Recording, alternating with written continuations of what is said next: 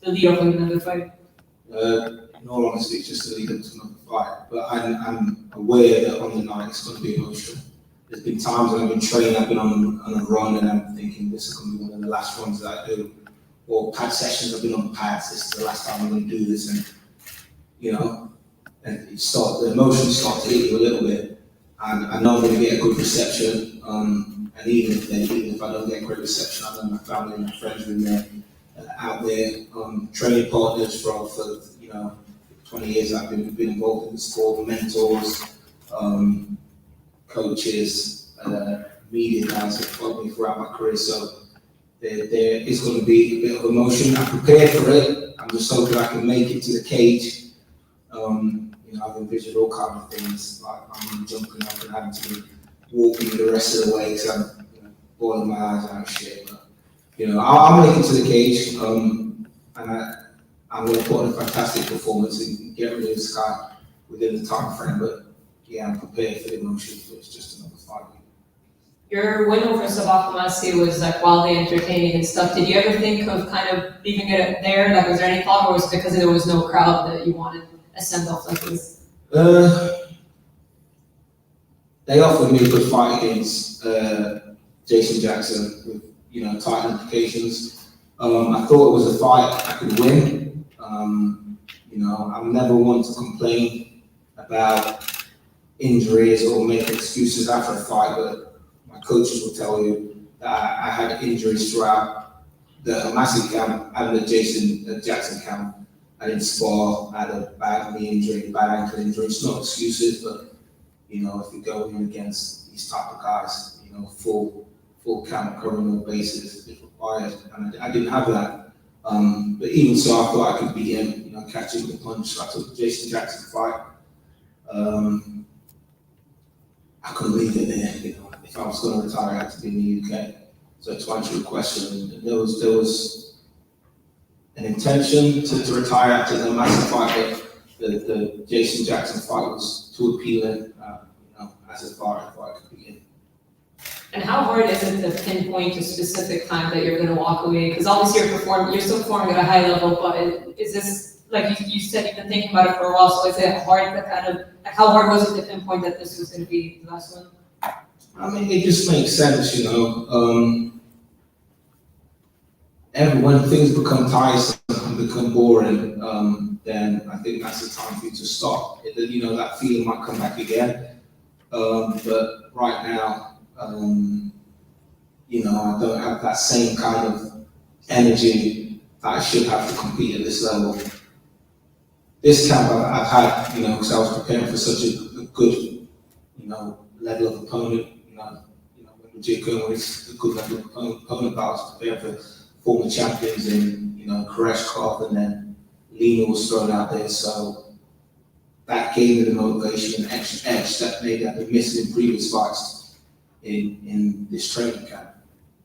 I forgot the question, but yeah, I'm whatever.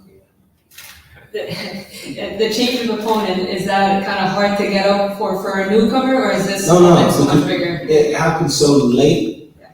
It happened so late, like 2 weeks out, that the ball was rolling, and I'm happy it happened late.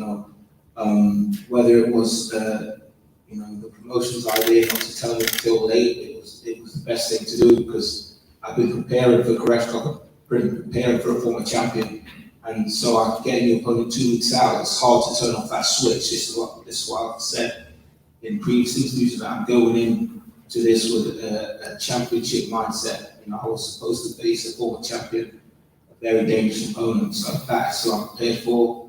And in a certain way, it might even be more. Wendell might be more dangerous because this is a huge opportunity for him. It's a big stage.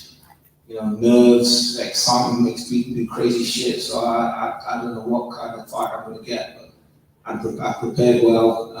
I've got experience, and I'm ready for whatever.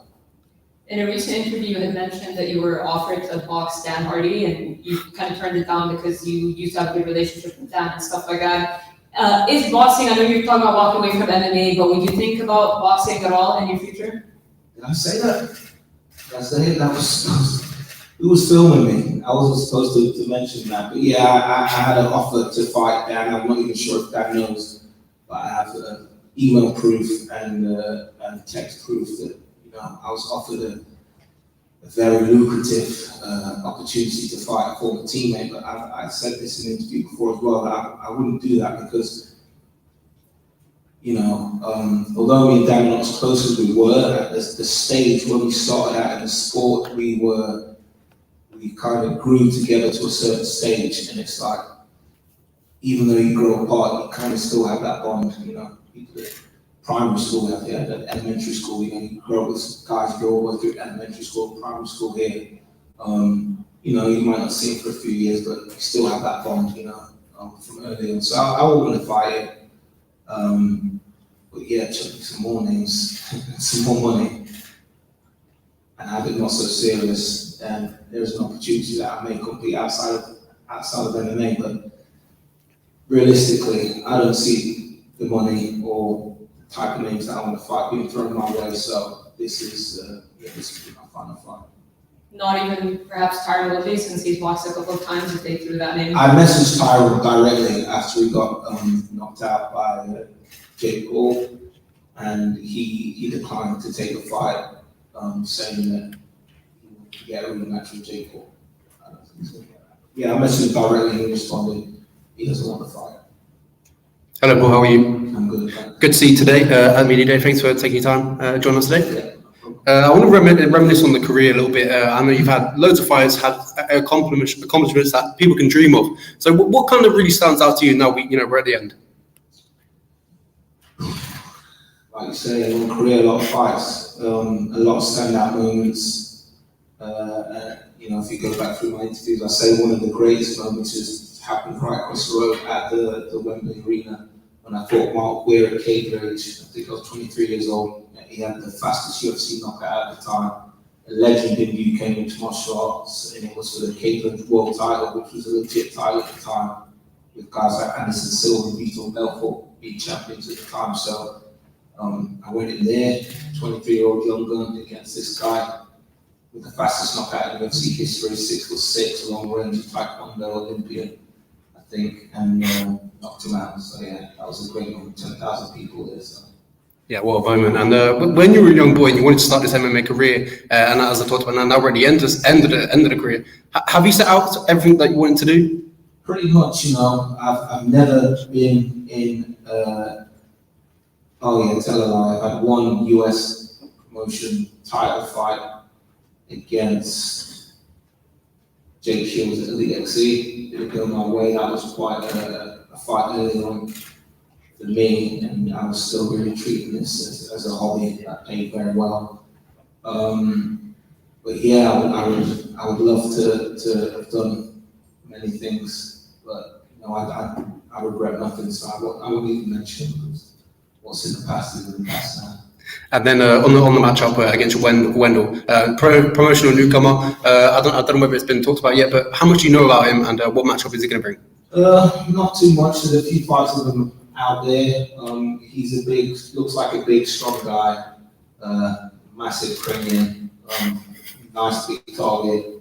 But yeah, he looks tough, strong, like all the Brazilians. Got a well-rounded skill set. And this is his big opportunity, but so he's going to come to fight. He's never fought someone with my experience, my skill set, my speed, my power, my